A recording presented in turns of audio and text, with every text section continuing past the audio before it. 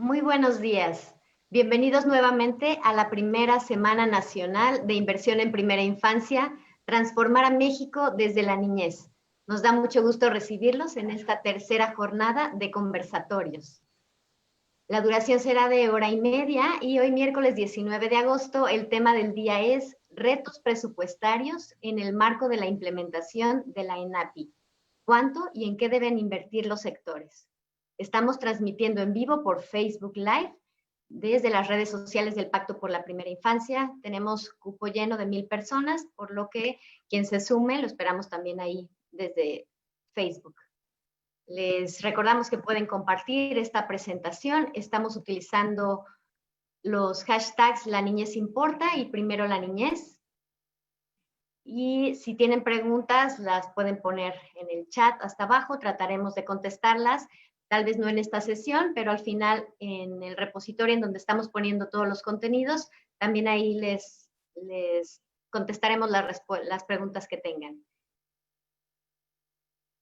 Y les recuerdo que todos los materiales estarán compartidos, los que hemos compartido desde la sesión de antier y de ayer, estarán en este repositorio. Y también la constancia de participación, no se preocupen, hasta el final también cuando reciban el correo de agradecimiento, ahí tendrán las opciones de cómo obtenerla. Y bueno, sin más, quiero ceder la palabra a Ricardo Bucio, secretario del Sistema Nacional de Protección de Niñas, Niños y Adolescentes, SIPINA. Bienvenido, Ricardo. Muchas gracias, Blanca. Muchas gracias a las personas que se han dado este rato para poder dialogar con nosotras, con nosotros sobre este tema tan relevante y que han estado el día de ayer, antier, mañana estarán también, pasado mañana les esperamos. Hay una convocatoria, ustedes saben, amplia y muy diversa de organizaciones civiles convocadas en el Pacto por la Primera Infancia de la Conferencia Nacional de Gobernadores a través de su Comisión de Protección de Niños, Niñas y Adolescentes, también de la Comisión de Derechos de la Niñez, de la Cámara de Diputados y de la Conferencia Nacional de Municipios de México, además de la Secretaría de Gobernación y la Secretaría Ejecutiva del CIPINA Nacional. Es pues una convocatoria amplia que ha ido sumando a diversos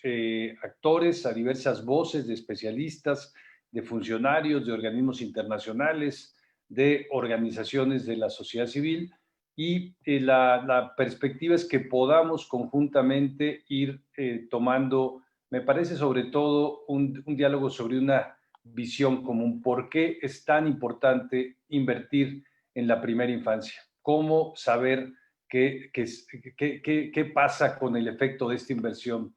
¿Cómo tener la evidencia, cómo estar ciertos de que se reducen significativamente los riesgos a la salud de toda la vida de las personas, no solo de los niños y las niñas? La prevención de las enfermedades crónicas, también se amplían las oportunidades para el desarrollo, se mejora la capacidad de aprendizaje en un futuro, se amplían las expectativas de empleo, se propicia mayor crecimiento económico para el país, se reducen los niveles de inseguridad, también se reducen los niveles de desigualdad, porque la igualdad comienza desde el inicio de la vida, igual que la igualdad de género, igual que la prevención de la violencia. Todo esto comienza al inicio de la vida y por esto nuestro país y muchos otros han ido construyendo estrategias llamadas de distinta forma, pero estrategias de protección, de desarrollo, de supervivencia, de participación de la primera infancia. Nosotros tenemos ya la ENAPI, que fue publicada el mes de marzo de este año en el Diario Oficial de la Federación, que fue trabajada intersectorialmente durante los últimos 3 años y donde hay una ruta de intervenciones muy claramente definida. Hay una participación de distintos sectores y lo que queremos es que esta ruta que define aquello que todo niño, que toda niña en nuestro país requiere en esta primera etapa de la vida, pueda tener una efectividad a través de las intervenciones. Y las intervenciones se hacen desde una parte, claro, de la iniciativa privada, desde lo que hace centralmente la familia, los padres, madres, cuidadores, pero también desde las intervenciones públicas, las intervenciones del Estado, que son las que pueden asegurar a través de la inversión la garantía de los derechos que están hoy día reconocidos para niños, niñas y adolescentes. Recordemos para iniciar que tenemos una enorme cantidad de personas, casi alrededor de 13 millones de personas tienen este rango de edad, hasta antes de cumplir los 6 años de edad, y que, como se mencionó en el conversatorio de ayer, son el grupo de población que vive mayor pobreza y mayores carencias sociales. Pero además son también el grupo de población, se mencionó el día de antier con toda certeza y dando la información precisa, en donde tenemos más retorno en la inversión para cualquier gobierno, sea municipal, estatal o federal. Hoy día, entonces, necesitamos que a través de este diálogo, de este debate que hoy se inicia con esta Semana Nacional, pero que les invitamos, les pedimos que pueda también reproducirse en semanas estatales, en semanas municipales, en un diálogo lo más abierto, lo más transparente, lo más certero posible, con la evidencia numérica y con la evidencia científica de la necesidad de la inversión en primera infancia.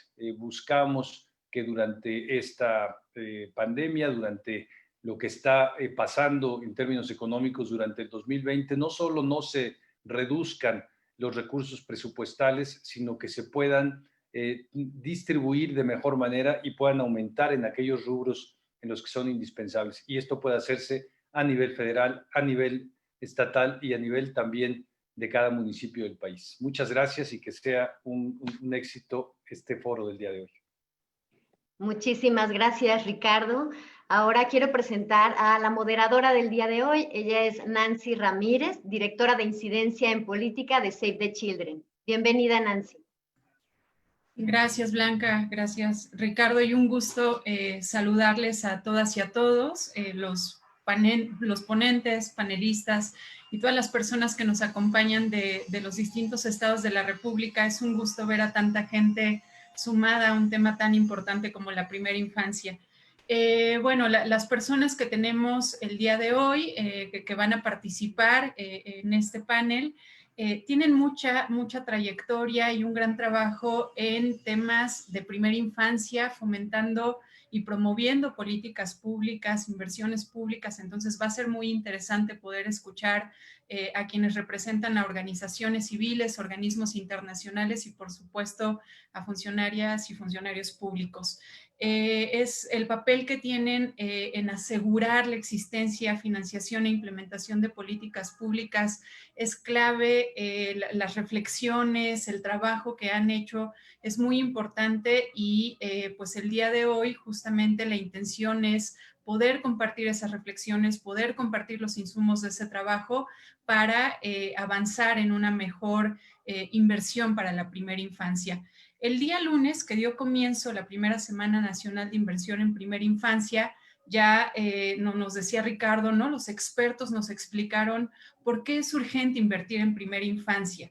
En la sesión de ayer también vimos que a pesar de que hay grandes avances legales y en términos programáticos, pues necesitamos rápidamente revertir esa tendencia que hemos tenido en el país de un gasto público bastante bajo en las niñas y niños de la primera infancia, ¿no? Si no logramos tener esa reversión, difícilmente vamos a asegurar que ellas y ellos tengan las intervenciones que requieren en los ámbitos de salud, de educación, de protección, de cuidados, de seguridad, para que efectivamente logren un desarrollo integral, ¿no? Y bueno, ya hay que decir y recordar, ¿no? Poner en la mesa que en México ya contamos con la Estrategia Nacional de Atención a la Primera Infancia. Es un gran avance el ENAPI, un gran avance en materia de política pública.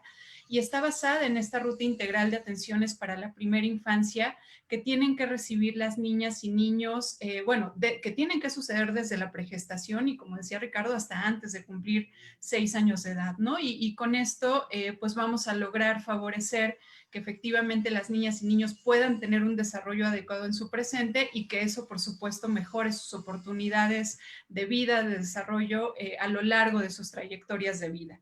Lograr la estrategia de atención a primera infancia ha sido un esfuerzo de co-creación en el que participamos múltiples actores y donde se logró gran voluntad también de las dependencias públicas. Tenemos que reconocer que por primera vez en la historia tenemos una estrategia nacional para atención específica a este grupo de edad, que hoy, pues desafortunadamente, sigue siendo el más afectado por la pobreza y también el de menor índice de desarrollo humano. Entonces, para que los esfuerzos que se han realizado no sean en vano y que efectivamente puedan ser traducidos en impactos positivos en las realidades de cada niña y de cada niño, necesitamos asegurar que existe un presupuesto suficiente y, por supuesto, que este se usa de forma eficiente para que las rutas para que las intervenciones de la ruta integral lleguen a cada niña y niño en los territorios. Entonces, ya teniendo construida pues la ENAPI, ¿no? y teniendo tantas voluntades alrededor, por supuesto que el paso fundamental es preguntarnos cuánto cuestan las intervenciones clave de esa ruta integral, ¿no? ¿Quiénes están a cargo de financiarlas, de costearlas, ¿no? De asegurarse de que hay un presupuesto para ello? ¿Y qué avances y qué retos estamos enfrentando para lograr fortalecer presupuestariamente estas atenciones en el marco de las políticas públicas existentes o de otras políticas públicas que se requieran para poder cubrirlas? Para avanzar y aportar, ¿no? en la respuesta y en el camino hacia esas preguntas, el panel de hoy, que se llama Retos Presupuestarios en el marco de la implementación del ENAPI, tiene como propósito justamente que podamos revisar junto con los expertos costeos que ya se han realizado sobre algunas intervenciones que están dirigidas a la primera infancia y que son parte de la ruta integral de atenciones. Y también vamos a tener la oportunidad de escuchar por parte de los funcionarios de la administración pública que hoy nos acompañan cuáles son los retos y las perspectivas en materia de acciones y de presupuestos específicos que están presentando desde las instituciones a las que cada uno representa, ¿no? Esto, recordemos, la intención en el marco, ¿no? En el contexto del momento coyuntural en el que nos encontramos, es poder aportar reflexiones e insumos muy concretos para que el presupuesto de egresos de la Federación de 2021 sea adecuado para brindar el mejor comienzo a las niñas y niños en la primera infancia, ¿no? Entonces, con ese contexto, con ese panorama general, rápidamente solo comentarles que la mecánica de este panel va a ser que primero voy a dar la palabra a cada uno de los panelistas, voy a presentar rápidamente una muy breve semblanza y cada uno va a tener 10 minutos. Blanca nos va a ayudar con el tiempo a través de algún mensajito privado en el chat para que por favor los panelistas estén atentos y al concluir vamos a tener una sesión de preguntas y respuestas para poder profundizar la discusión y finalmente cerraré con algunas conclusiones. Entonces, bueno, con eso, si les parece bien, empezamos con la intervención de Francisco Jaimovich, quien nos va a hablar sobre las herramientas de focalización y costeo preliminar de la educación inicial universal. Francisco es economista senior en la práctica global de educación del Grupo del Banco Mundial. Tiene un doctorado en economía por la Universidad de California en Los Ángeles. Ha estudiado diversos temas como los efectos a largo plazo de los programas para la primera infancia y las reformas educativas, los desafíos de equidad en la educación superior y los efectos no intencionales de los programas de alivio de la pobreza. Trabajó para el Banco Mundial en la Unidad de Reducción de Pobreza y Equidad y la Unidad del Sector de Desarrollo Humano en Europa y Asia Central, y para el Banco Interamericano de Desarrollo también. Se desempeñó asimismo como investigador en el Centro de Estudios Distributivos, Laborales y Sociales de la Universidad Nacional de La Plata en Argentina. Francisco, bienvenido. Adelante con tu intervención. Bueno, muchísimas gracias, Nancy, y muchas gracias a Cipina y al resto de las organizaciones por la invitación a participar de este panel tan importante. Les voy a presentar un trabajo conjunto con la Secretaría de Educación Pública, que básicamente consiste en el desarrollo de una herramienta para guiar la focalización de la expansión de la oferta de educación inicial, y también nos permite realizar un costeo preliminar de los recursos que se requieren. Déjenme ver si puedo compartir la pantalla. Bueno, esto es un poco el contenido de la presentación. Voy a hablar muy rápidamente de la motivación, de la herramienta de focalización y también de cuáles son sus objetivos y la metodología. Luego voy a realizar unas proyecciones de un costeo preliminar de los recursos requeridos. De nuevo les reitero que este es un trabajo en proceso, que no está todavía concluido, pero nos parecía importante presentar algunos resultados preliminares y finalmente voy a concluir con unas reflexiones finales. ¿Cuál es la motivación para esta herramienta? Bueno, existe muchísima evidencia internacional que muestra que programas de educación inicial de alta calidad y focalizados en quienes más lo necesitan son las estrategias probablemente más costo efectivas para mejorar las trayectorias escolares de los niños. En este sentido se requieren de estos dos elementos, calidad y focalización, para maximizar el retorno de la inversión social. Bueno, calidad, la evidencia nacional e internacional es muy fuerte, indica que es un factor fundamental para que los programas tengan impactos positivos. De hecho, hay evaluaciones de impacto que muestran que programas de baja calidad pueden incluso tener impactos negativos. Hay una evaluación muy famosa en Canadá, por ejemplo. Entonces, por lo tanto, programas de bajo costo, pero mala calidad, terminan siendo una mala inversión social. Entonces, es un primer mensaje importante. El segundo mensaje importante y la motivación de esta herramienta es que la focalización también es clave. La evidencia también es muy robusta de que los retornos son mayores para los niños más vulnerables. Y dado que la universalización de la cobertura en educación inicial tendrá que ser necesariamente con cierto grado de gradualidad, no va a ocurrir de la noche a la mañana, es muy importante empezar por los que más lo necesitan para maximizar la equidad y la eficiencia también. En ese sentido, este es un poco el rol de esta herramienta de focalización. Bueno, esta herramienta tiene tres objetivos principales. En primer lugar, nos permite identificar las municipalidades prioritarias para expandir la oferta en el corto plazo.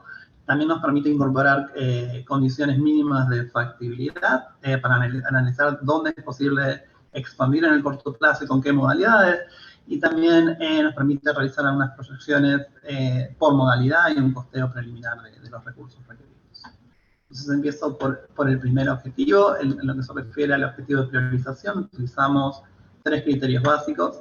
El primero es que exista alta demanda potencial de educación inicial y una baja oferta relativa, y es muy intuitivo, y a estos dos criterios les agregamos el tercer criterio de alta vulnerabilidad para maximizar lo que decíamos recién del alto retorno, el retorno social de este tipo de inversiones.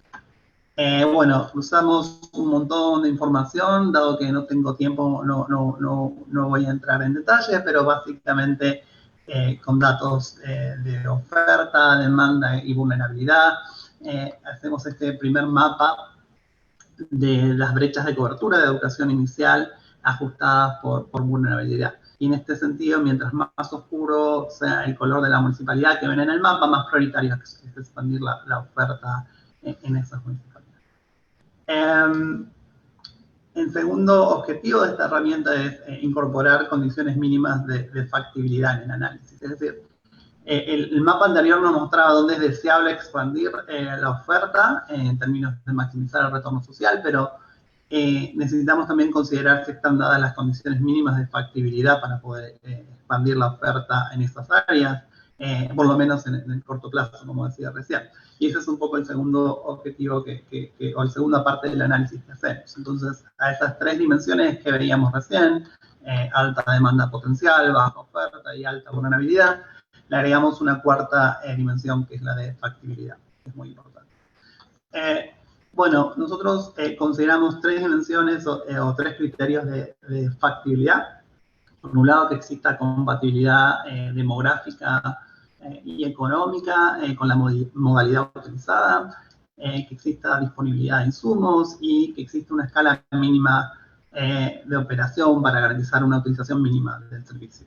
Estos criterios nos permiten, por un lado, seleccionar un conjunto de municipalidades o localidades que cumplan con condiciones mínimas de factibilidad para expandir la oferta, y a la vez, y muy importante, seleccionar las modalidades más pertinentes para cada área geográfica en función de estos criterios. Es decir, tratar de identificar si es más compatible expandir la oferta en una municipalidad dada con ya sea la modalidad de visitas a hogares, o una modalidad de centros de atención infantil, o una modalidad comunitaria, etc. Entonces, cruzando esta información y utilizando técnicas de matching y un algoritmo muy intuitivo, seleccionamos las modalidades más compatibles para cada municipalidad. Llevaría un tiempo tratar de explicar un poco la metodología en detalle, pero lo podemos dejar para otra reunión. Por ahora me lo voy a pasar. El tercer objetivo de esta herramienta o utilidad es que nos permita realizar proyecciones por modalidad y un costeo preliminar. Los pasos claves que seguimos para realizar estas proyecciones y el costeo básicamente son los siguientes. El primer paso es fijar una meta de aumento de cobertura, es decir, si queremos aumentar la cobertura en 1, 2, un 20%, etc. Una vez que fijamos esa meta de cobertura, lo que hacemos es identificar una lista de municipalidades priorizadas que básicamente nos dice por dónde empezar. El tercer punto es tratar de identificar cuáles son las modalidades óptimas, es decir, con qué modalidades expandir la oferta en esas municipalidades. Y el cuarto punto es tratar de hacer proyecciones a nivel de modalidad en términos de cantidad de centros nuevos que se requieren, cantidad de promotores y cantidad de niños a cubrir. Y una vez que tenemos esa información, el último paso consiste en hacer un costeo, que luego viene un paso de validación en el campo que básicamente va a retroalimentar los cinco pasos anteriores. Entonces, en eso estamos trabajando ahora, un trabajo en progreso, digamos, pero les podemos presentar hoy algunas estimaciones preliminares. Bueno, entonces, lo que les voy a mostrar ahora se expresan las metas de cobertura como porcentaje de la población priorizada, es decir, la población que vive en municipalidades de rezago social muy alto y medio, pero después también les voy a mostrar cambios en la cobertura nacional. Entonces, este mapa nos muestra cuáles serían las primeras municipalidades priorizadas. Nos fijamos una meta de aumento de la cobertura del 1%, esto es para el 3%, 5, 10 y 15. Básicamente nos está haciendo un mapeo de cómo ir gradualmente expandiendo la oferta de forma de priorizar a las municipalidades que más se beneficiarían de este tipo de inversión. Y también lo que hicimos es tratar de hacer proyecciones por modalidades. Entonces, por ejemplo, aquí vemos con qué modalidades sería más conveniente expandir la oferta en cada una de estas municipalidades, ya sea consideramos las modalidades principales que tiene la SEP, incluyendo visitas, los ECAPIs, los centros de atención infantil y los centros comunitarios de CONAF. Entonces, este es un ejemplo. Por ejemplo, si nos fijamos una meta de aumento de la cobertura de 5 puntos porcentuales en estas áreas de alta y media marginalidad, podemos estimar cuantitativamente cuántos nuevos CAIs, cuántos nuevos promotores se necesitan, cuántos nuevos ECAPIs para lograr ese aumento de cobertura. Y aquí estoy solamente reportando las modalidades urbanas, hicimos el cálculo también en términos de CONAFE, de los centros de CONAFE. Y una vez que tenemos esa información, es decir, proyecciones por modalidad para cada municipalidad, podemos hacer un costeo básico del presupuesto requerido para financiar la expansión utilizando la siguiente fórmula, donde básicamente la única información que nos falta es un dato de cuál es el costo promedio total por niño para cada modalidad. Antes de presentarles los resultados que tuvimos, quiero resaltar algunas limitaciones. En primer lugar, se utilizó la información disponible en la SEP sobre los costos por niño, por modalidad, y hay algunos indicios de que se subestiman algunos componentes del gasto. Entonces, tal vez estas estimaciones se tienen de lo que sería el costeo. Tampoco consideran potenciales mejoras en la calidad del servicio, es decir, se considera cuál sería el costo de expandir con las modalidades existentes, y eso es una dimensión importante a tomar en cuenta. Y la tercera limitación es que son las proyecciones por modalidad, que era lo que veíamos antes, son preliminares, estamos, como veían, haciendo algunos ajustes y revisando algunos parámetros. Bueno, entonces aquí presentamos un costeo preliminar para distintas metas de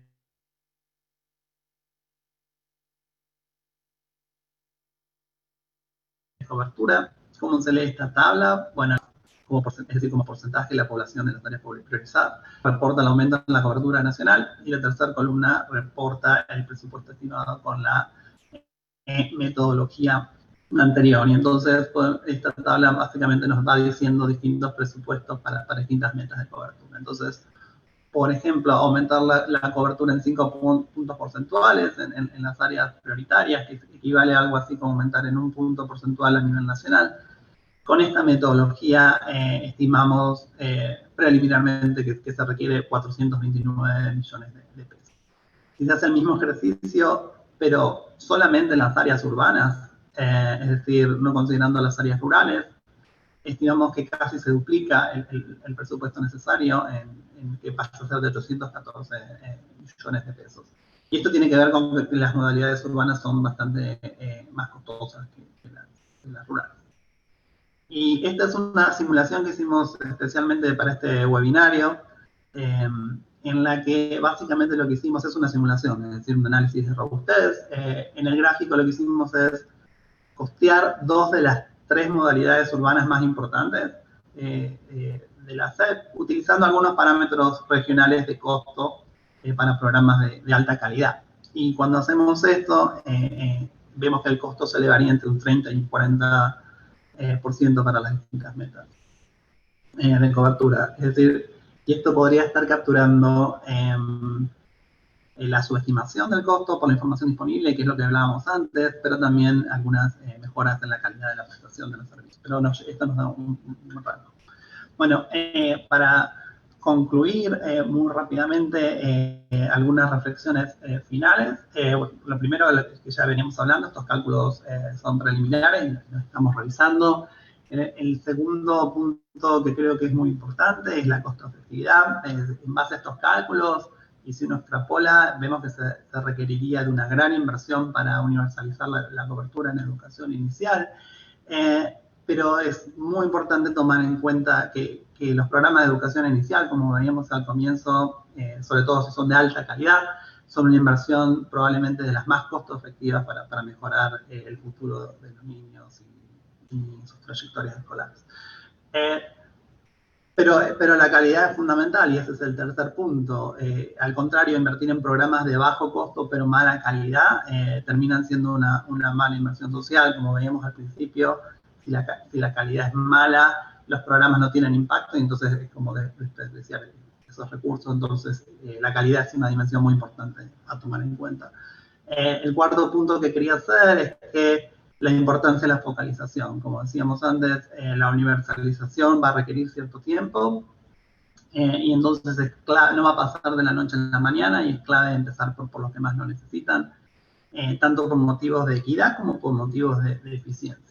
Y lo último que quería mencionar es que también es muy relevante cuando se hacen estos análisis, es considerar criterios de factibilidad de las proyecciones y el costeo, porque nos permite seleccionar y entender cuáles son las modalidades con las cuales se puede llegar a las distintas municipalidades, y esto cambia mucho el costo estimado. Y con esto concluyo.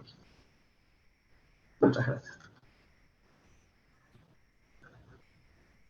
Muchas gracias, Francisco, por tu presentación y por esta interesante herramienta que han desarrollado.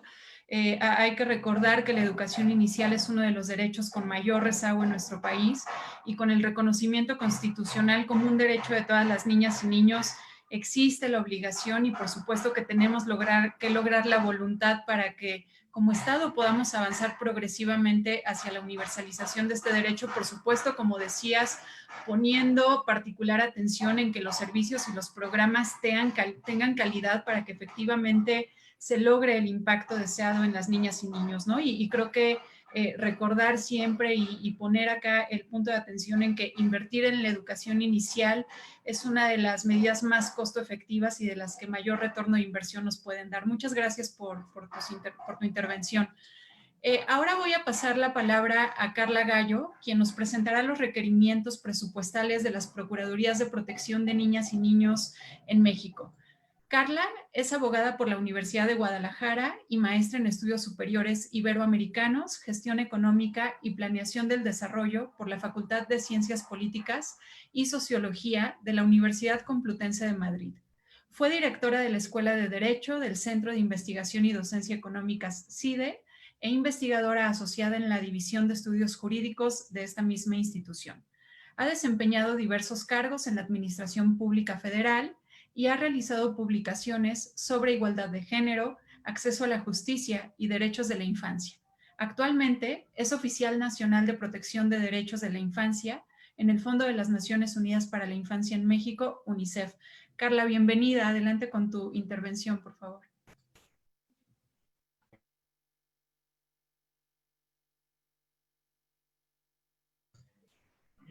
Creo que no te escuchamos, Carla. ¿Estás silenciada? Hola, ¿me escuchan? Listo. Sí, ya estás. Bueno, gracias. Buenas, ¿qué tal? Muchas gracias por la invitación.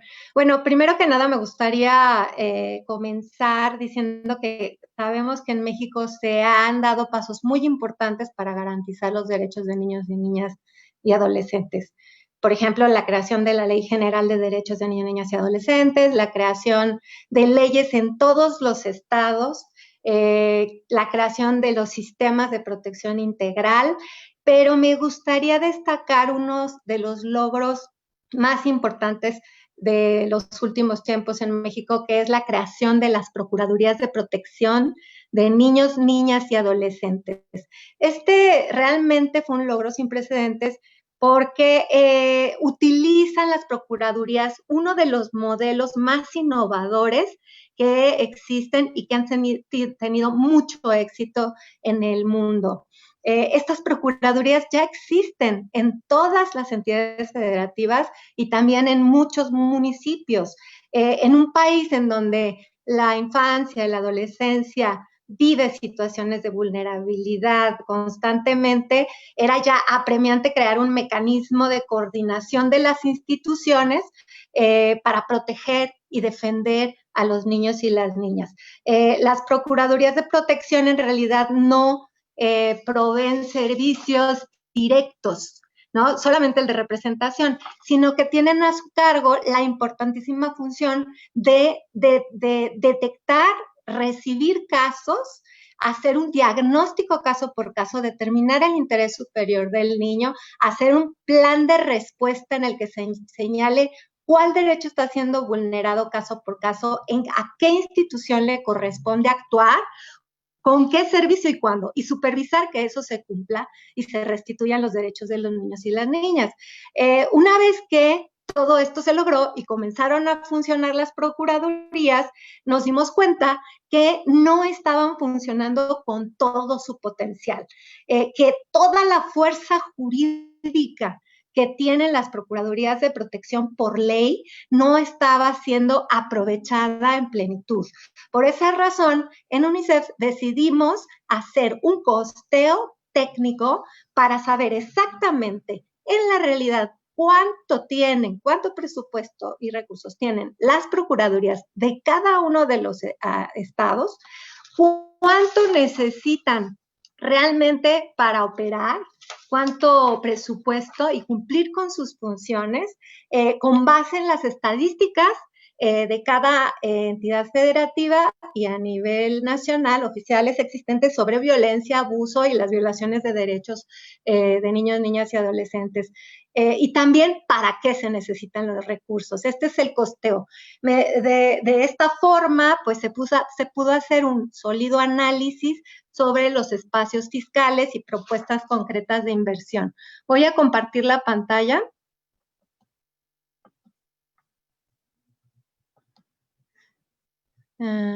Ok. Este costeo se basa en las estadísticas. Sabemos que Por ejemplo, en México, por dar alguna cifra, 4 niñas y adolescentes son asesinados diariamente y que 6 de cada 10 niñas y niños de 1 a 14 años han sufrido alguna agresión psicológica o castigo físico por algún miembro de su hogar, y así contamos ya con mucha información.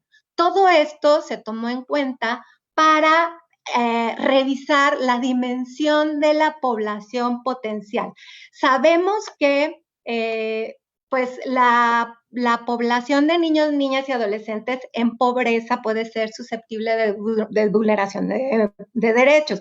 Son 21,000 millones. Pero sabemos también que esas vulneraciones estructurales no pueden ser atendidas por las procuradurías de protección. Entonces se hizo un análisis de cuáles son las vulneraciones de derechos que sí pueden ser atendidas por las procuradurías de protección para coordinar el sistema de protección especial, y aquí vemos en esta gráfica pues más de 1 millón. Ahora, este costeo se realizó estuvo basado en actividades y procesos, es decir, se calculó el costo del personal que se requiere en cada Procuraduría de Protección, de acuerdo con las funciones que tienen que realizar, un organigrama real ideal, y también el costeo basado en analogías, materiales, suministros, servicios generales, bienes muebles, etcétera, intangibles. Se utilizó este organigrama como modelo base para poder hacer el cálculo del costeo, y se realizó un costeo del presupuesto óptimo que se requeriría por cada entidad federativa, atendiendo a lo que les acabo de comentar como base. En realidad, en total, se requerirían 2,487 millones de pesos para que las procuradurías pudieran funcionar, es decir, pudieran realizar sus funciones de articulación de las instituciones, para que las instituciones que de por sí ya tienen las facultades para proveer servicios, se articulen y garanticen los derechos de los niños y las niñas. En realidad es un porcentaje muy pequeño el que tienen ahora para operar. Si vemos esta gráfica, podemos ver el comparativo del presupuesto ideal que les acabo de presentar y el presupuesto real de las procuradurías con el que cuentan las procuradurías de protección. Y vemos que hay una diferencia abismal. El presupuesto real es el que está en rojo, en color rojo, y el presupuesto óptimo es la columna que está en azul. Y esto quiere decir, ¿perdón?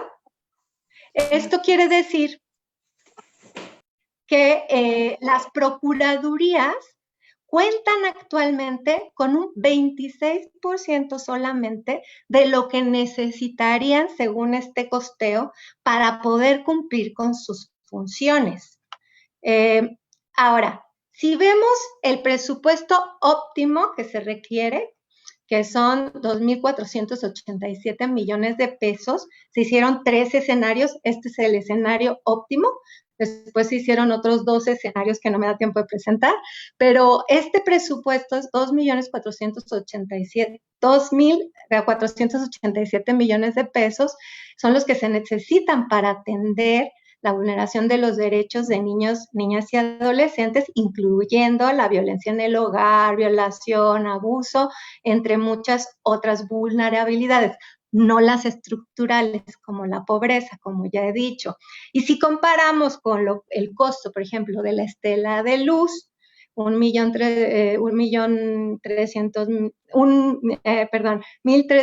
millones, o con el tren interurbano México-Toluca, o con el Express de Cuernavaca, pues sí vemos que no es una inversión tan grande, y teniendo en cuenta que lo más importante es la garantía de derechos y la protección de niños, niñas y adolescentes, que ya sería un motivo y un motivo suficiente para proporcionar este presupuesto. Además, podemos decir que no por niño los recursos financieros que se requiere para invertir, para tener un sistema de procuradurías de protección como dicta la ley general, es decir, con las funciones que señala la ley general, es de 57.28 pesos anuales por niño. En el escenario más óptimo, en el escenario óptimo que les acabo de comentar, los recursos representarían apenas el 0.013% del Producto Interno Bruto. Es decir, no es una inversión tan grande y realmente el resultado es la garantía de derechos, la protección de niños, niñas y adolescentes. Es una inversión muy importante la que es necesario hacer. Ahora, si debido a las acciones realizadas por las procuradurías, imaginemos, ¿no?, que funcionan, que tienen su presupuesto óptimo o cualquiera de los otros escenarios, pero supongamos que tienen el presupuesto óptimo, ¿no?, se lograran prevenir y reducir las secuelas de la violencia contra niños y niñas, aunque fuera en un 30%, eso se analizó en el costeo, la inversión anual tendría un retorno de más del 200%, es decir, superior a cualquier proyecto de infraestructura del país. De ese tamaño es, digamos, la necesidad y el beneficio, además de por supuesto, lo primero que es garantizar los derechos de los niños y niñas y protegerlos, de una inversión. Ya se creó la ley, ya se creó el sistema, ya se crearon las leyes estatales, ya existen las procuradurías a nivel estatal, algunas municipales y la Procuraduría Federal, ya están funcionando. Ahora lo que hace falta, y este es el momento crítico, es que lo puedan hacer con todo su potencial, y para eso se necesita invertir en este momento. También en el costeo se realizó un análisis de los espacios fiscales y de las opciones que podría haber para lograr que las procuradurías de protección de niños, niñas y adolescentes cuenten con estos recursos. Esto está en el informe de costeo que compartiremos en esta semana, en este foro. Muchísimas gracias. Muchas gracias, Carla. Creo que es súper relevante el tema que traes a la mesa. Las procuradurías de protección, como dices, se diseñaron como uno de los mejores modelos en el mundo, pero no está siendo o no está teniendo un impacto en las realidades de niñas y niños porque nacieron sin presupuesto suficiente para hacerlo, aun cuando tenemos altísimos niveles de violencia contra la niñez y múltiples vulneraciones de derechos, ¿no? Entonces, es súper relevante el trabajo que han hecho desde UNICEF para poder proveer de este costeo que como ya hemos visto, no es caro, ¿no? No es caro, sobre todo si pensamos, bueno, en primer lugar, que el Estado avanzará en su obligación de garantizar los derechos de las niñas y niños, pero además estaremos teniendo un impacto positivo en la sociedad, logrando, por supuesto, de entrada sociedades más pacíficas, que es una de las cosas pues, que tanto anhelamos en todas las sociedades del mundo, ¿no? Entonces, muchas gracias y serán muy valiosos los insumos. También me gustaría rápidamente también aprovechar para agradecer a todas las personas que nos están escuchando y viendo desde distintos estados de la República. Están Hidalgo, Jalisco, Guanajuato, Estado de México, Veracruz, Yucatán, Puebla, Tabasco, Guerrero, Coahuila, Durango, Chiapas, Campeche, Ciudad de México, Zacatecas, Aguascalientes, Oaxaca, Colima. Es muy importante su participación. Las niñas y niños están en territorio, están en los municipios y es ahí donde tenemos que llegar. Son la columna vertebral los municipios y es súper relevante que nos estén acompañando desde estos estados para que podamos, pues desde luego también implementar las medidas necesarias a nivel local. También tenemos gente de Perú, El Salvador, Chile y Colombia. Muchas gracias por estar en esta presentación. Y bueno, para cerrar con esta sección de costeos, vamos con Mireya Vilar, quien nos hablará del costeo de las intervenciones para la promoción y protección de la lactancia materna. Mireya es profesora de salud pública en el Instituto de Investigaciones para el Desarrollo Equitativo EQUIDE de la Ciudad de México. Tiene un doctorado en políticas públicas de la Escuela de Posgrado en Servicio Público de la Universidad de Nueva York. Su investigación se enfoca en evaluar las disparidades en salud y los determinantes sociales de la salud, principalmente entre poblaciones vulnerables en México. Ha realizado investigaciones en áreas como inseguridad alimentaria, ambiente de nutrición temprana y envejecimiento, entre otras. Su investigación ha sido financiada por agencias nacionales e internacionales como CONACYT y el Instituto Nacional de Salud, y ha trabajado con agencias y universidades internacionales como UNICEF, el Banco Mundial, la Universidad de Yale y UCLA. Mireya, muchas gracias por acompañarnos. Por favor, adelante con tu intervención. Muchísimas gracias. Comparto mi pantalla. Quiero comenzar pues agradeciendo al Pacto por la Primera Infancia por la oportunidad de compartir las investigaciones que el EQUIDE de la Universidad Iberoamericana en conjunto con la Escuela de Salud Pública de Yale hemos hecho para demostrar que las intervenciones para promover, proteger y apoyar la lactancia materna son financieramente factibles. Quisiera enmarcar la lactancia materna dentro del marco de la crianza y el cuidado cariñoso y sensible, el cual subraya todos los aspectos esenciales para que un niño se desarrolle física, mental y socialmente de una forma adecuada. Este marco incluye 5 elementos que pueden verse como los pétalos que conforman una flor e incluyen la salud, la nutrición, la atención perceptiva, la protección y seguridad de los menores y el aprendizaje temprano. Para fines del tema que presento hoy, la lactancia materna, me centro en el pétalo de la nutrición, aunque creo que también debe de reconocerse que la lactancia materna es un promotor indirecto de todos los demás pétalos. La lactancia materna tiene innumerables beneficios para la diada madre e hijo que han sido científicamente documentados a lo largo de muchas décadas. Desafortunadamente, a pesar de estos reconocidos beneficios, en muchas sociedades estamos rezagados en el tema y México es uno de los países en el que hay un rezago. En México, solo 30% aproximadamente de los bebés son lactados de forma exclusiva hasta los 6 meses y esto subraya todo el trabajo que queda por hacer. Las prácticas inadecuadas de lactancia materna que conllevan a estos malos indicadores como el que acabo de señalar se deben a distintos factores, entre los que podemos enumerar el estigma a amamantar en público, la mala formación de los prestadores de salud en esta materia, el diseño inadecuado de las instituciones, y cuando hablo de las instituciones me refiero a ello en el más amplio sentido de la palabra, abordando desde hospitales hasta reglas en el lugar de trabajo, así como un mercadeo inmenso de las compañías que producen sucedáneos de la leche materna sin ser regulados. Cambiar este contexto que acabo de subrayar es imperante para que las mujeres puedan ejercer su derecho y su elección informada y apoyada a amamantar. La lactancia materna, por sus beneficios, es un mecanismo de justicia social y una inversión a futuro. Y por ello, desde una perspectiva de política pública, fijar las bases del derecho y la elección informada a amamantar es una responsabilidad social, es una responsabilidad del Estado. No obstante, mejorar las condiciones para la lactancia materna requieren de muchas piezas que deben funcionar al mismo tiempo. Retomo ahora el modelo de engranajes del Dr. Pérez Escamilla, en el que se resalta la necesidad de contar con muchas piezas, en particular 8 piezas que se representan en este diagrama.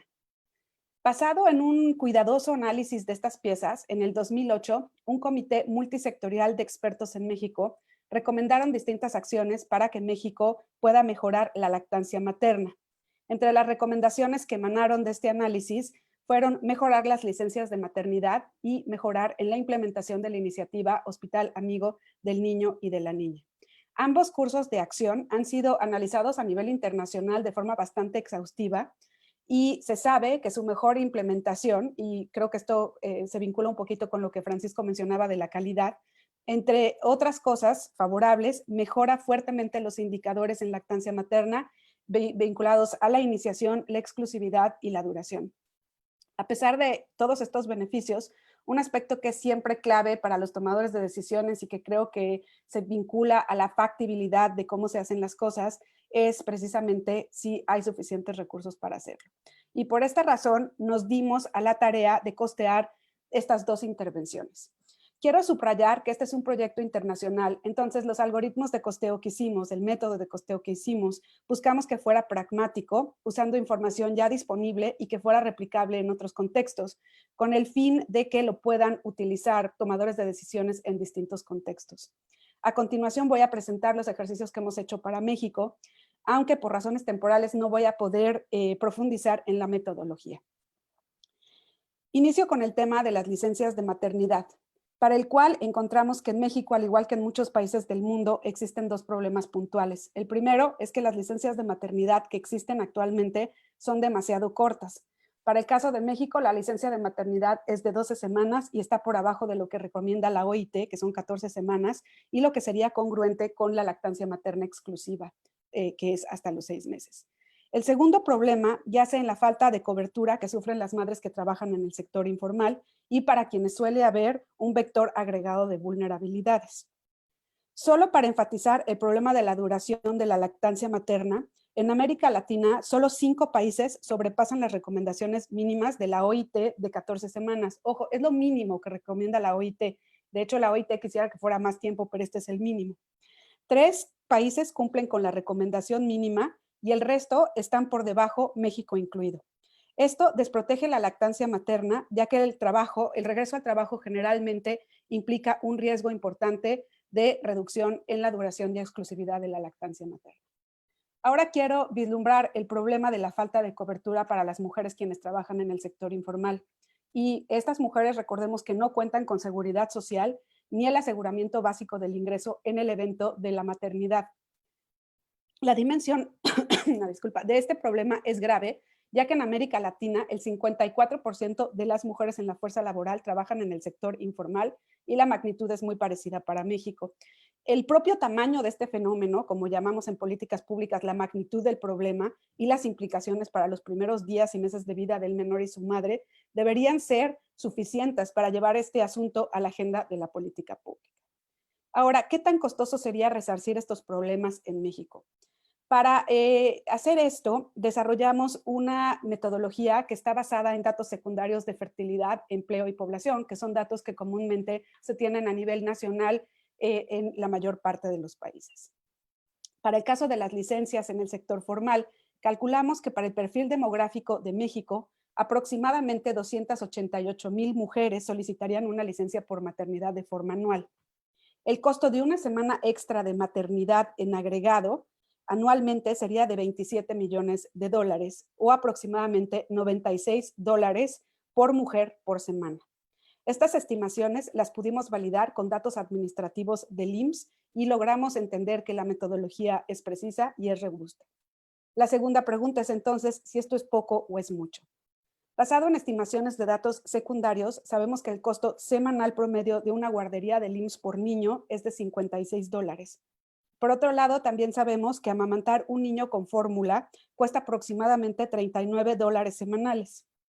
Dado que la madre que vuelve al trabajo tiene un riesgo significativo de llevar a su hijo a una guardería y por razones contextuales de abandonar la lactancia o hacer lactancia mixta, casi sería lo mismo el costo de una semana extra de maternidad que estos dos costos puestos de manera conjunta, perdiendo también la protección en términos de nutrición y de muchos aspectos positivos de la lactancia materna. Ahora quiero abordar el tema de la cobertura para las madres quienes trabajan en el sector informal. La pregunta central aquí es cómo podemos nivelar la cancha un poco en comparación con las madres que trabajan en el sector formal. Y aquí, o sea, quiero subrayar que por lo general las madres que trabajan en el sector informal no lo eligen. Son las formas estructurales en las que está compuesto un país las que orillan a estas elecciones. Aquí hay un tema importante de equidad y una forma posible de abordarlo es mediante una transferencia monetaria que nos gusta verla concebida como una señal de reconocimiento a las madres en torno a su propia maternidad. Para calcular esta transferencia utilizamos dos bases comunes internacionalmente, que son los salarios mínimos y las líneas de pobreza. Por fines de tiempo, solo voy a presentar el escenario de la línea de pobreza, en donde usamos la total y el escenario asumiendo solo 2/3 partes. Asimismo, el algoritmo de costeo asume que dado que sería un nuevo programa o intervención, requeriría de un costo administrativo que también está imputado en la metodología. Derivado de las estimaciones que son parecidas a las del sector formal, pero obviamente resolviendo un problema distinto, se estimó que anualmente cerca de 300,000 mujeres serían potencialmente beneficiarias de esta transferencia. Si la transferencia cubriera 12 semanas, que ojo, es lo que hoy cubre la licencia en el sector formal, tendría un costo anual de entre 87 y 130 millones de dólares, dependiendo si se operacionalizara como toda una línea de pobreza o 2/3 partes de esta. Por mujer, esto es un costo de aproximadamente entre 290 y 432 dólares anuales, que es parecido al presupuesto que utilizan programas de subsidios parecidos como las guarderías a madres trabajadoras sin seguridad social. En este sentido, consideramos que México puede mejorar la lactancia materna y las condiciones de las madres trabajadoras si se invierte tanto en extender las licencias de maternidad como por medio de las transferencias a las mujeres que trabajan en el sector informal.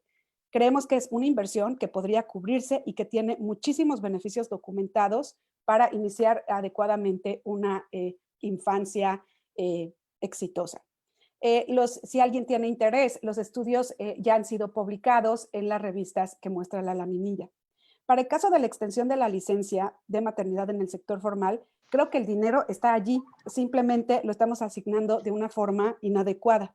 Esto creo que es clave, ya que la propuesta de reforma que se hizo el año pasado está estancada y debemos de presionar para hacerla una realidad en México, que es para extender la duración. Paso ahora a la segunda recomendación que implica mejorar la implementación de la iniciativa Hospital Amigo del Niño y la Niña. Esta es una iniciativa que nació en los años 80 por parte de la Organización Mundial de la Salud y UNICEF y ha tenido adaptaciones a lo largo del tiempo, pero lo que promueve centralmente es que las madres y los bebés reciban una atención oportuna y adecuada en las maternidades de los hospitales con el fin de establecer una alimentación óptima de los recién nacidos que implica una lactancia materna exclusiva. Para lograr ello se propone el cumplimiento de 10 pasos por parte de los hospitales que cuando se cumplen logran una certificación, la certificación de Hospital Amigo. Estos pasos fueron revisados en el 2008 y la experiencia acumulada de muchos años nos dicen que el paso 2 es fundamental. Este paso se refiere a la capacitación del personal de salud en contacto con las madres y los bebés en el parto y periparto. Por ello, nos dimos a la tarea de generar un algoritmo de costeo bajo las mismas dimensiones de pragmatismo que mencioné previamente para costear el segundo paso de la iniciativa Hospital Amigo, que creemos que es el que aceita a los demás. Al igual que en la metodología de las licencias de maternidad, buscamos estimarlo con datos secundarios y actualmente estamos haciendo las primeras estimaciones para México que toman en cuenta el costo de la capacitación, los salarios de reemplazo para el personal que está siendo capacitado y el costo de establecer un sistema de monitoreo y capacitación. Para el caso de México, lo estamos estimando para el personal de salud del IMSS que trabaja en hospitales con más de 500 nacimientos y esto lo estamos haciendo con un criterio de focalización parecido al que presentó Francisco en algunos de su metodología.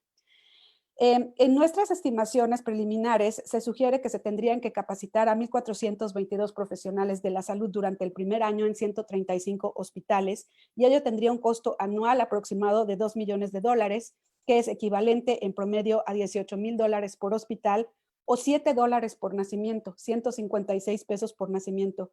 Una inversión que sin duda apoyaría un inicio exitoso de la lactancia materna, que es recordemos, uno de los pasos fundamentales en el marco de un cuidado de crianza cariñosa.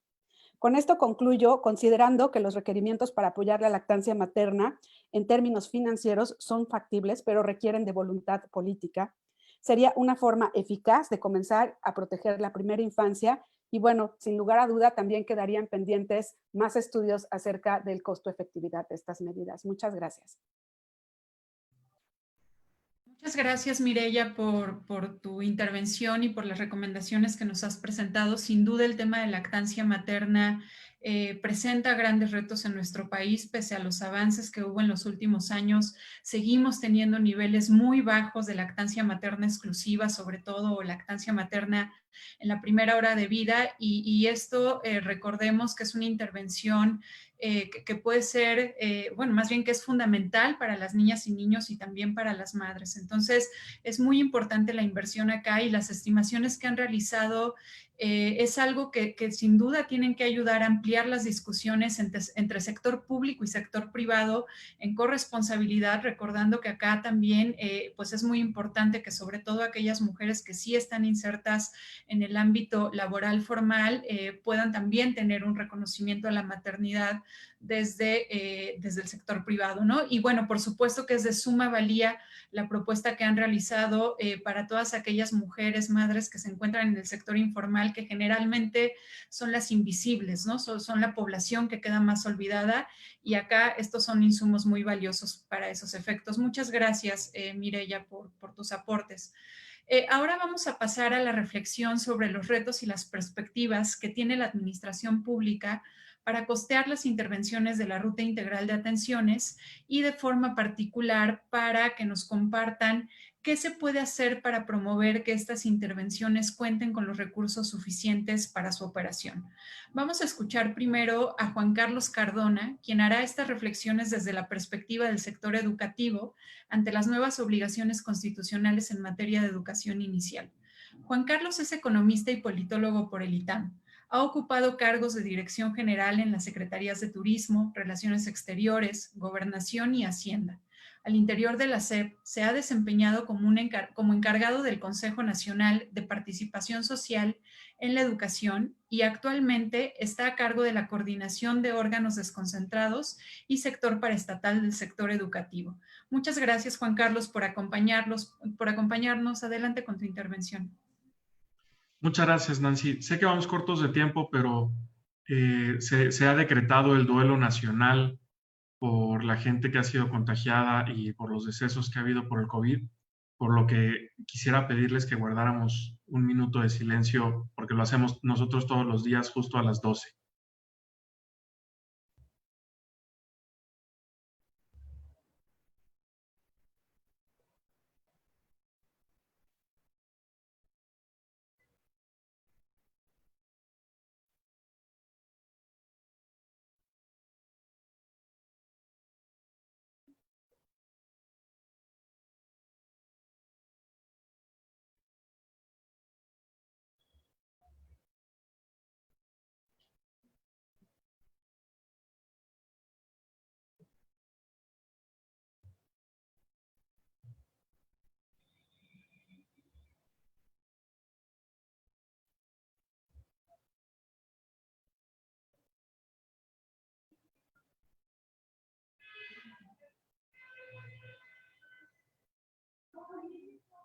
Muchas gracias a todos.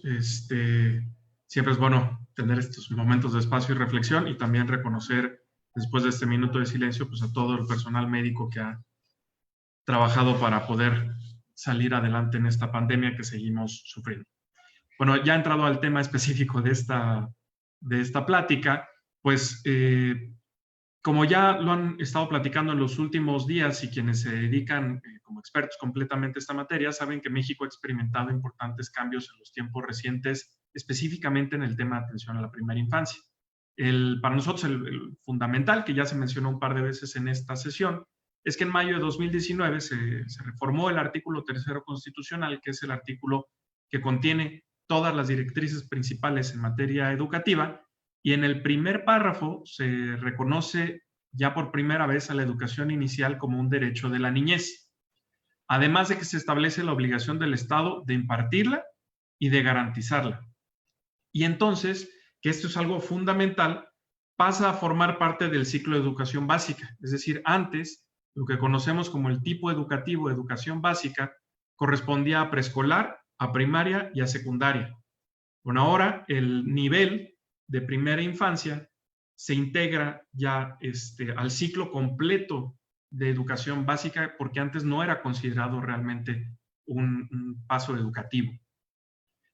Además, el texto constitucional tiene un punto específico en donde nos aclara que es responsabilidad del Estado, y aquí es el Estado pues con E mayúscula, y eso es importante porque es el Estado, no solamente la federación, no solamente el Poder Ejecutivo, ni tampoco solamente el orden federal, que tenemos que también concientizar acerca de la importancia de la educación inicial.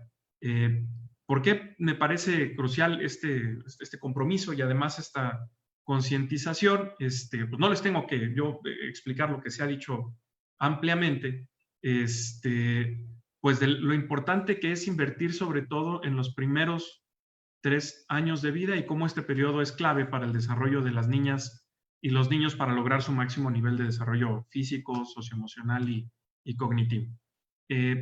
También está documentado en ese sentido que no solo es más valiosa esa inversión, sino que además, conforme esa inversión no se hace y los niños van creciendo, las brechas se van ampliando. Entonces, ya a los 5 o 6 años, es decir, cuando un niño entra a la educación primaria, ya puede ser demasiado tarde para estar hablando de la inversión en la primera infancia, y las brechas que se generaron ya en ese momento nos quedan para todos los tramos educativos ya prácticamente imposibles de recuperar.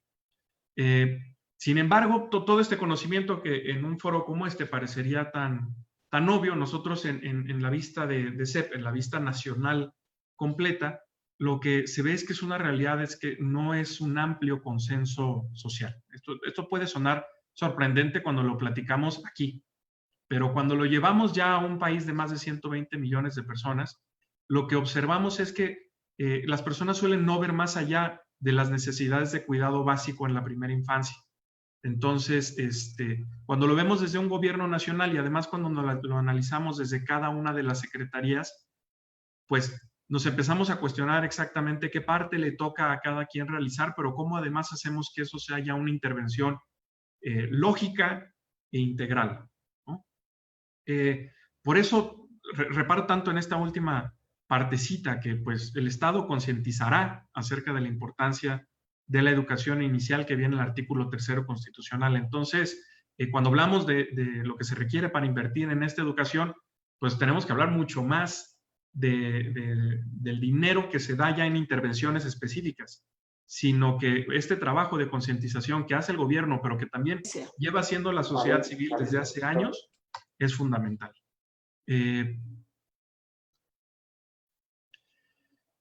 Entonces, ¿cómo convertimos la educación inicial realmente en una atención a primera infancia y cómo la hacemos una prioridad de política pública, ¿no? Pues obviamente se requiere emprender una ambiciosa y sistemática tarea de concientización a familias, a educadores, porque a veces los educadores del sistema de educación básica no necesariamente están sensibilizados a la parte que hoy ya es básica, que es la primera infancia. Concientizar a la clase política y pues a la sociedad en su conjunto, ¿no? De esa manera ya podemos darle sustento a los cambios que nos propone la reforma constitucional, que la Constitución Política de los Estados Unidos Mexicanos pues es una de las más aspiracionales, es una constitución con una vocación de derechos, es una constitución que va adelante, es una constitución social, y esta modificación le hace justicia a esa ambición, pero no necesariamente la realidad le hace justicia a esa ambición social constitucional desde hace mucho tiempo. Por eso se nos obligó a crear la Estrategia Nacional de Atención a la Primera Infancia, que a todos los invitaría a consultarla. Es el documento pues en donde se responden las preguntas de qué es lo que va a hacer el gobierno en esta administración con respecto a la primera infancia. Esto se elaboró pues encabezándolo desde la SEP, pero acompañado de prácticamente todas las dependencias del gobierno de la República, pero también con el acompañamiento de expertos en la materia, muchos de ellos presentes hoy aquí en esta en esta plática. Esto provocó que pues se presentara en ambas cámaras del Congreso de la Unión en noviembre de 2019 y que se publicara finalmente el 23 de marzo la Estrategia Nacional por la Primera Infancia, que incluye, pues bueno, un análisis amplísimo que yo les invitaría, les reitero, a revisar porque junta lo mejor de quienes saben más y se incluye incluso comparaciones con otros países que pueden tener similitudes a México, como es Chile, Colombia y Uruguay. A partir de la creación ya conceptual de lo que tenemos que hacer, pues es necesario tener una definición presupuestal que complete esta ecuación, ¿no? Ya que pues, el gasto público es uno de los principales instrumentos de política pública, aunque no el único, y por eso quise empezar con la parte de concientización, mi plática. Pues obviamente no es necesario reiterar que pues, tiene que ser un gasto que se vea realmente como una inversión y que los retornos de esta inversión son absolutamente lógicos, pero lo estamos pensando nosotros en 4 grupos de derechos fundamentales, ¿no? Y por eso creo que tiene también mucha lógica quienes siguen en la palabra después de mí, porque son otras secretarías que complementan la acción de la SEP, ¿no? En primero, pues el derecho a la supervivencia, ¿no? Que pues nos trae la salud, nutrición, alimentación, incluso la asistencia social. El derecho al desarrollo, que ya comprende la educación, comprende el deporte, comprende la recreación y la cultura. Apenas mencionado también el derecho a la protección, cuando tiene que haber protección contra el abuso, la violencia, la explotación, la discriminación, y pues el derecho a la participación, incluso, ¿no? Pues, con medios, participación en información, medios de comunicación y en mecanismos de participación ciudadana. Entonces, pues, ¿cómo debe un país invertir en la primera infancia? Pues esfuerzos como el que mencionó Francisco, que se está realizando junto con gente también de la Subsecretaría de Educación Básica, es fundamental porque no hay una respuesta correcta, ¿no? Hay algunos especialistas que sugieren que se debe rondar el 1% del Producto Interno Bruto. A veces es mañoso hablar del porcentaje sobre el Producto Interno Bruto, porque el Producto Interno Bruto no es necesariamente el presupuesto con el que se dispone, ¿no? Entonces, un porcentaje sobre el Producto Interno Bruto puede volverse un porcentaje enorme sobre el presupuesto de egresos de la Federación cuando se habla realmente de la cantidad de dinero que tiene para gastar una institución. En los años más recientes, pues se ha dedicado entre el punto 6 y el punto 8, aunque el gran problema es que suele ser mayor para la infancia media y tardía. Quienes tienen menos capacidad de defenderse, tristemente, es quienes están siendo más olvidados. Entonces, no solamente es aumentar el pastel en la parte de inversión, sino también dentro del pastel de primera infancia, darle mayor equidad a las diferentes edades ahí comprendidas, ¿no? Pues el 85%, de hecho, del gasto que se ejerce es para mayores de 3 años, ¿no? Pues parte de la explicación de esta desproporción es el hecho de que en México, como en otros países, ha habido un fuerte impulso a la educación preescolar. Entonces, a partir de los 3 años, entre los 3 y los 6, se han generado inversiones muy importantes, pero eso, en lugar de provocar una ampliación de visión hacia los 0 años, provocó que se fortaleciera mucho a partir de los 3, pero se nos olvidara qué pasa antes de los 3 años y no se viera como un tema educativo, sino se viera nada más como un tema de desarrollo social o únicamente como un tema de salud. Esto me lleva a una de las conclusiones importantes que nosotros queremos comunicar, que es el esfuerzo que está haciendo. No solamente tenemos que crecer la inversión en primera infancia, sino tenemos que hacerla más equitativa. Millones de niñas y niños pues, viven en condiciones de pobreza, padecen múltiples privaciones y pues no tienen ni de lejos las mismas oportunidades para desarrollarse plenamente en la primera etapa de la vida que todos, ¿no?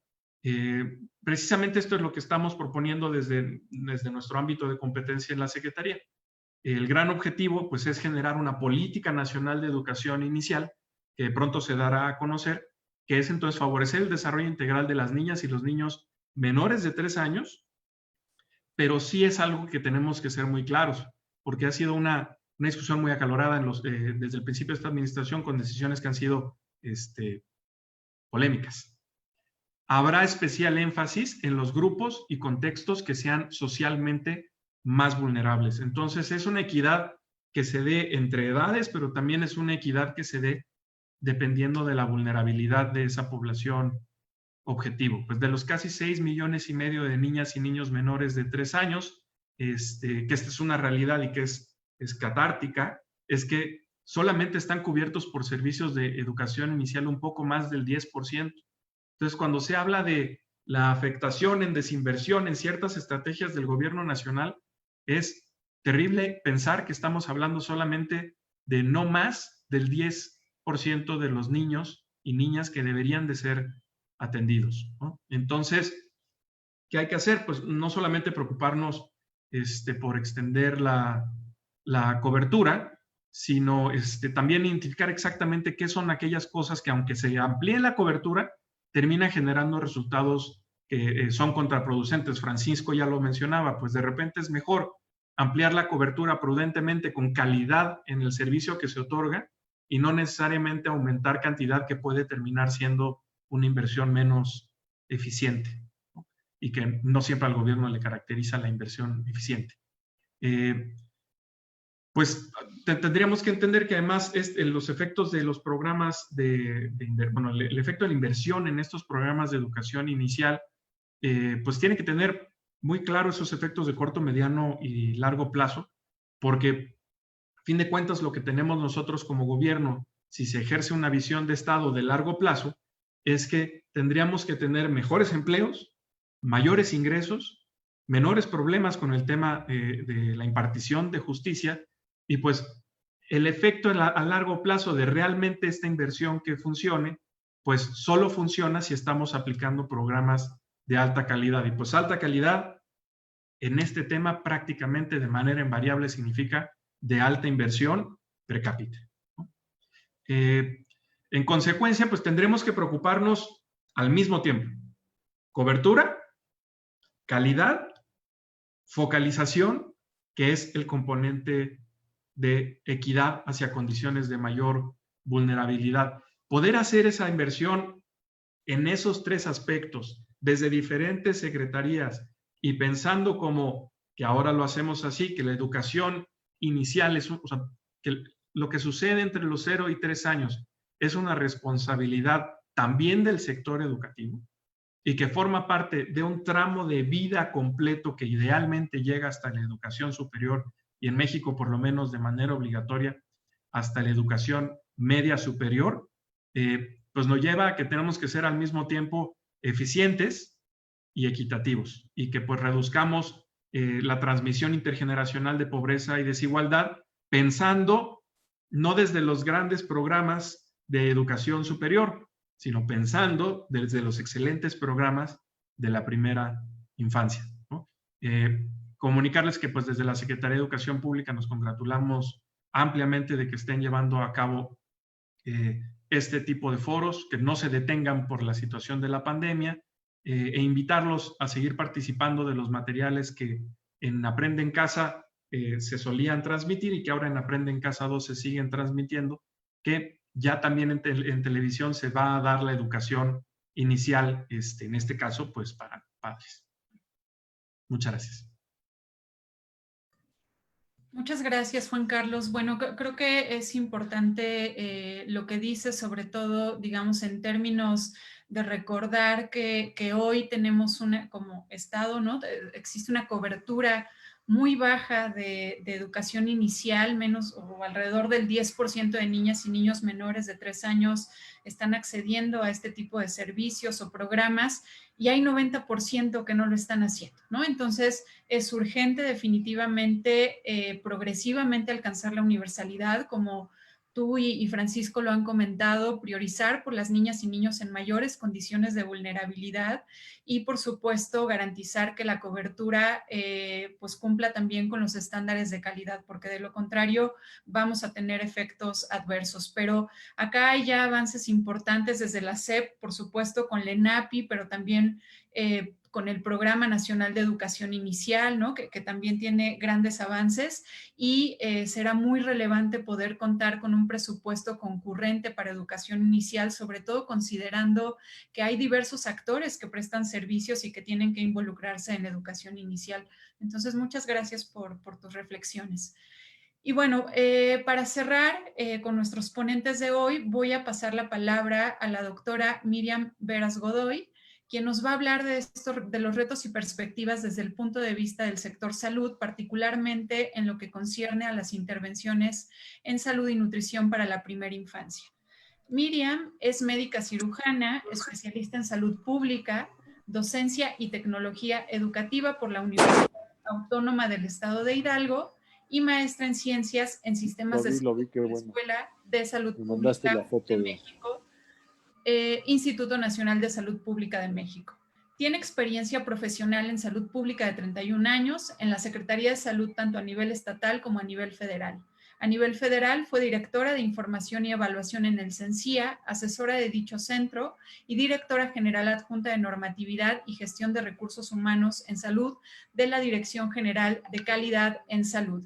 Ha participado como evaluadora externa del Programa de Vacunación en México y como coordinadora nacional de evaluación internacional de los componentes enfermedades diarreicas, infecciones respiratorias y nutrición del Programa de Atención a la Salud del Niño en México. Actualmente es directora general del Centro Nacional para la Salud de la Infancia y la Adolescencia. Muchas gracias, doctora Miriam. Bienvenida y adelante con tu intervención. Hola, buenas tardes. Antes que nada, agradecer mucho al CIPINA y al Pacto por la Primera Infancia, a la invitación a la Secretaría de Salud. No sé, estoy tratando de compartir pantalla, no sé si entra.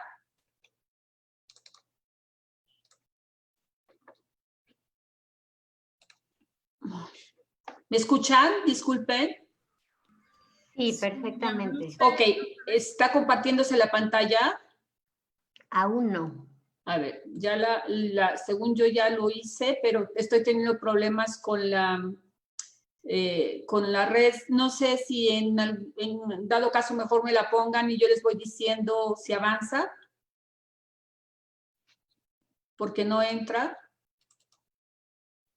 Sí, en un momento la proyectamos. Muchas gracias. Bueno, entonces, como les comentaba, agradezco mucho la invitación de parte del secretario de Salud y bueno, ya con quienes me antecedieron han dado un panorama muy claro. Pienso que estos webinarios son muy importantes toda vez que estamos trabajando, por un lado, desde los expertos en cálculos económicos y por otro lado, bueno, desde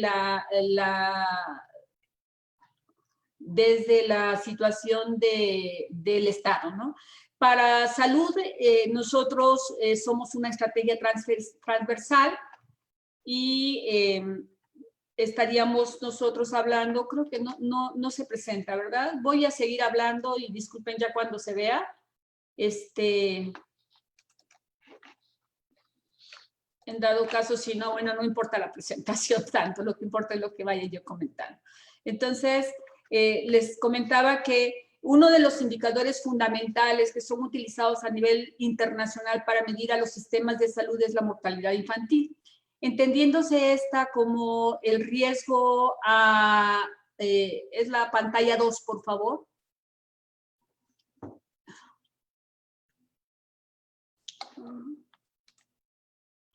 Entendiéndose esta como el riesgo a morir siendo menor de 1 año, ¿no? La mortalidad infantil, nosotros de 1990 al 2018, tenemos, perdona que hay un error en la diapositiva, el 2018 tenemos una reducción del 62.9% de la mortalidad infantil. En ese sentido, nosotros pensaríamos que, bueno, hay un gran avance. Sin embargo, todavía existen lamentablemente más de 25,000 muertes en la población menor de 1 año en México, lo que nos da una tasa de mortalidad al 2018 de 12.9 por 1,000 nacidos vivos, y esto corresponde, para que lo magnifiquemos, a un número absoluto de 80 defunciones por día o 3 por cada hora. Si nosotros vemos esto, hay una gran tendencia al descenso. Sin embargo, ¿me dan la siguiente, por favor? ¿O yo las puedo cambiar? Bueno, aquí vemos las inequidades, las diferenciales que existen entre las entidades federativas, en donde vemos una brecha entendida en la acepción del diferencial entre el área que tiene mayor riesgo y mayor daño y la que tiene menor daño, de 12.32 puntos de tasa. Esto quiere decir que mientras en Nayarit mueren 8 por cada 1000 nacidos, 8 menores de un año por cada 1000 nacidos vivos, para Guerrero al 2018 fueron 20 defunciones por cada 1000 nacidos vivos. En este sentido, entonces, nosotros, ese es un primer daño que estaríamos viendo. Enfocándolo a nutrición, México pues tiene la situación que presentan la mayoría de los países que están en lo que le llamamos la etapa de transición epidemiológica, en donde tenemos por un lado el rezago, visto desde la cantidad de niños que tienen un problema de desnutrición crónica, o sea, baja talla para la edad, en donde la diapositiva estamos viendo que hay 1.9 millones de niñas y niños que presentan esta situación con base en documentos elaborados por el Instituto Nacional de Salud Pública, y que esto conlleva riesgos tales como infecciones, retardo en el crecimiento físico y desarrollo cognitivo, así como un menor rendimiento escolar, muy vinculado a lo que se presentó por quien me antecedió. Por otro lado, tenemos, estamos viviendo ya lo que yo le llamo el tsunami, o sea, lo que viene de la post-transición epidemiológica, que tiene que ver con la obesidad, sobrepeso y obesidad. Tenemos un incremento importante en los casos de sobrepeso y obesidad infantil en niñas y niños, y pues aquí tenemos el honroso primer lugar, que no es honroso, ¿verdad? Es de los que tenemos primeros lugares, pero es muy malo, el primer lugar en América Latina y en el mundo. En este sentido, el reto es que ahorita, aparte de que hay obesidad y sobrepeso, esto es un factor de riesgo importante para que en la edad adulta estas niñas y niños presenten diabetes, hipertensión y enfermedad coronaria a lo largo del curso de su vida, lo que nos va a generar finalmente una presión más para la población, un deterioro importante de la salud de la población, y por otro lado una presión al sistema nacional de salud y a la economía en general. Otro aspecto que señaló Ricardo Bucio, que ya se ha tocado en los seminarios previos, tiene que ver con la población en situaciones de vulnerabilidad. En la primera infancia, nosotros tenemos una gran cantidad de los niños están en extrema pobreza, como una situación de vulnerabilidad. Según los distintos cálculos, es 10.23% de la población menor de 6 años se encuentra en pobreza extrema, 63% en pobreza, que esto es un porcentaje demasiado alto, y aparte en la población menor de 1 año tenemos todavía mayor debilidad en el sentido del acceso a los servicios de salud y a los servicios de educación. Como ya se ha mencionado por quienes me antecedieron también, está plenamente demostrado que la inversión en la primera infancia es de las más que tienen mayor cantidad de retornos. Ya James Heckman, que es premio Nobel en Economía, hace varios análisis en donde señala que, es más, no debe de ser en la primera infancia, sino que la inversión debe de ser desde los programas prenatales, ¿no? Al tener los programas prenatales, la inversión, conforme va avanzando la edad, vamos viendo que el retorno es menor. Si bien es cierto, podemos recuperar a las poblaciones en la etapa preescolar, le llamamos en salud escolar, y en la etapa postescolar, lo ideal es que empecemos a focalizar todo lo que corresponde en la etapa prenatal. En la siguiente diapositiva, si es que las están viendo, se señala por qué invertir en la primera infancia, que también ya se ha tocado en las presentaciones anteriores. Y bueno, desde la parte de la fisiología y de la neurofisiología, está plenamente demostrado que el cerebro durante los primeros años se desarrolla a un ritmo que no vuelve a repetirse. Y esto nos ayuda a que el ser humano vaya teniendo habilidades y destrezas que le permiten en el presente y en el futuro generar un ser humano más saludable, que sea un ser más productivo y que tenga más resiliencia y que tenga los elementos necesarios para interactuar y para ser, diríamos, un buen ciudadano. Ya se señaló también en salud y nutrición, un elemento fundamental es la lactancia materna. Y como, bueno, ya quien me antecedió, mire, señaló muy bien todas las ventajas y los costos de invertir en lactancia materna. Efectivamente, en México tenemos una deuda con la población. Tenemos una fuerte presión de los medios y de la industria, de tal forma que efectivamente el 30% de las niñas y niños de nuestro país son los únicos que reciben lactancia materna exclusiva, y hay una gran situación de promoción de sucedáneos de la leche. Con la UNICEF hemos hecho algunos estudios y se han publicado en los últimos meses documentos que nos hablan de esto.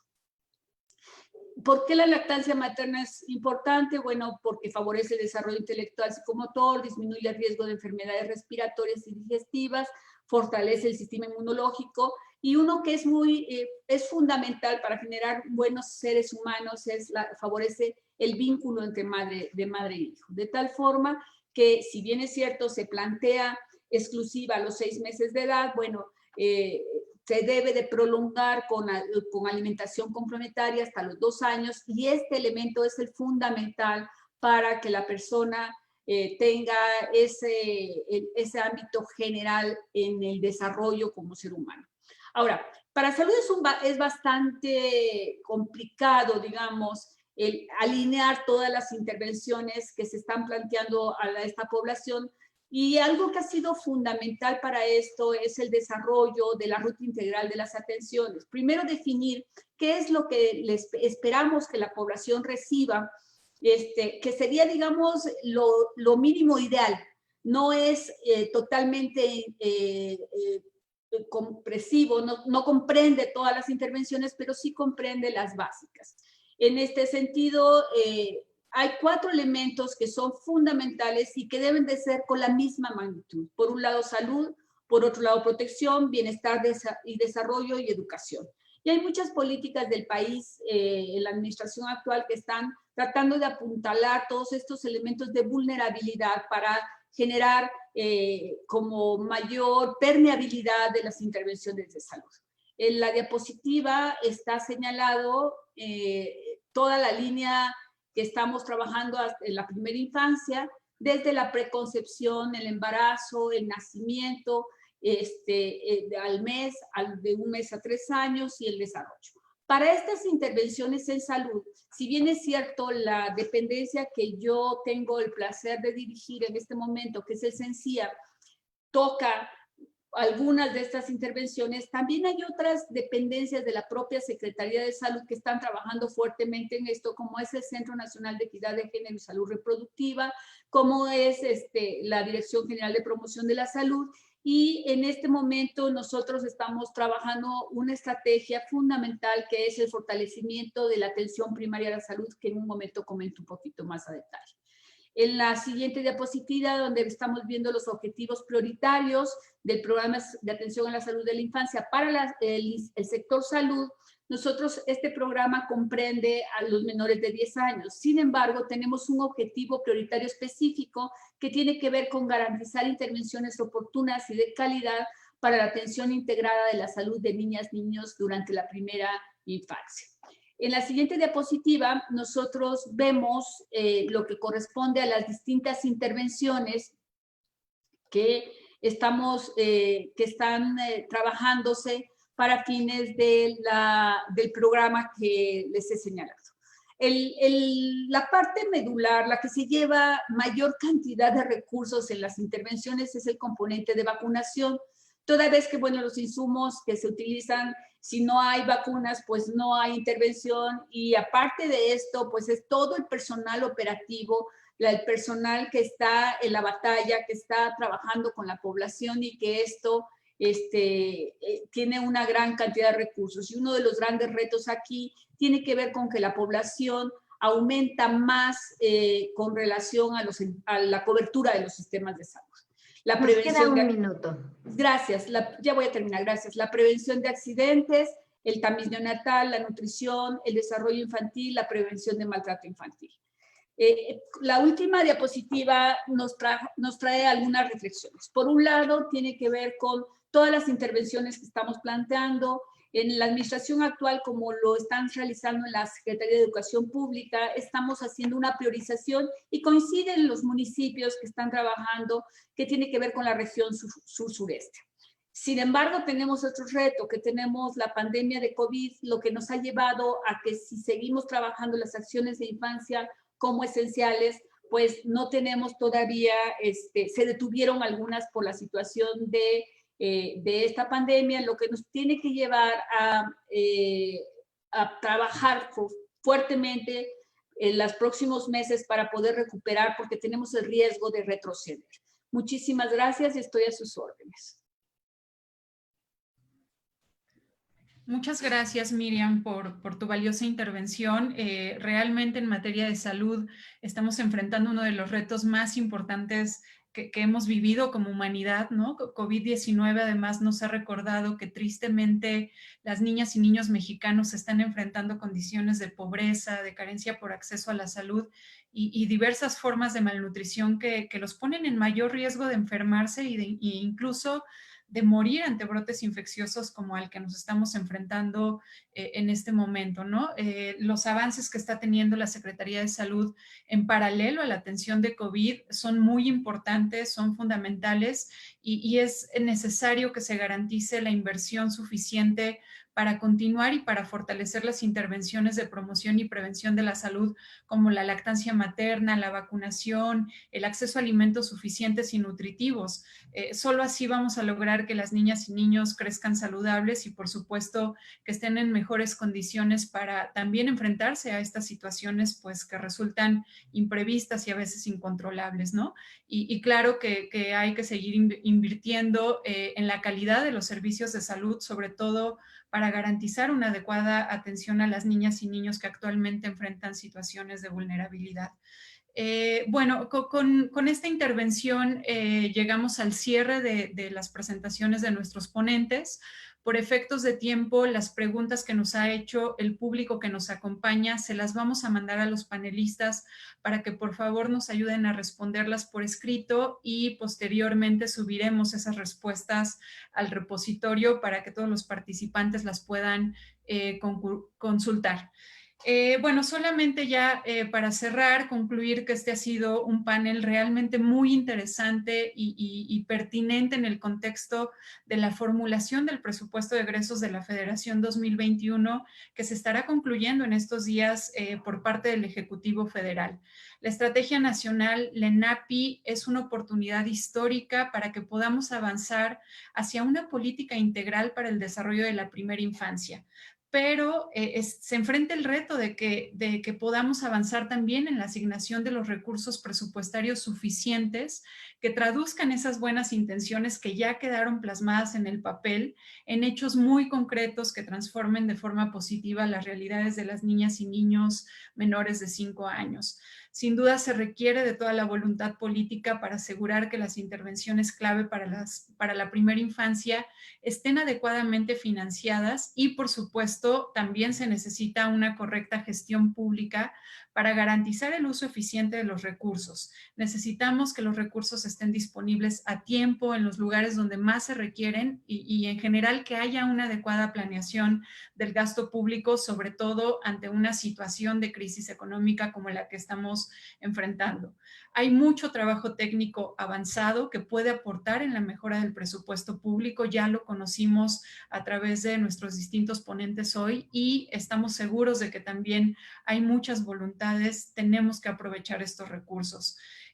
Queremos agradecer mucho la presencia de tantos municipios del país que nos acompañaron en este foro. La Conferencia Nacional de Municipios de México es también convocante de la primera Semana Nacional de Inversión en la Primera Infancia y estamos seguros de que estas reflexiones les van a dar motivación y, por supuesto, insumos para que también avancen desde sus atribuciones, porque son, recuerden, quienes están en el ámbito más cercano a las niñas y niños y, como ya decía, son la columna vertebral para lograr la implementación de la política. Solamente termino con un gran agradecimiento a Mireya, a Carla, a Francisco, a Miriam y Juan Carlos por exponer sus reflexiones y su trabajo. Esperamos que estos mensajes les sean de mucha utilidad a los servidores públicos para promover mayores inversiones en primera infancia. Les agradecemos a todas las personas que participaron en este panel y también recordarles que mañana a la misma hora vamos a hablar sobre concurrencia para la inversión en primera infancia, alternativas para estados y municipios. Acompáñenos, es un tema súper importante. Muchas gracias a todas y a todos. Nancy Ramírez, también muchas gracias a ti por haber estado en la moderación. También agradecemos a Noé Romero y a Nadeli Cruz, quienes nos apoyaron con la traducción en lengua de señas mexicano. Y les recuerdo, para su participación del día de hoy pueden registrarla en la liga que estamos poniendo tanto en el chat de Zoom como en el Facebook, para que puedan ahí pasar su lista de hoy. Y para recibir la constancia les vamos a hacer llegar un correo en donde se les darán las instrucciones para obtener esta constancia. Y bueno, pues mañana los esperamos igual a las 11 de la mañana, hora de la Ciudad de México, y también a través de Facebook Live. Muchas gracias, hasta luego.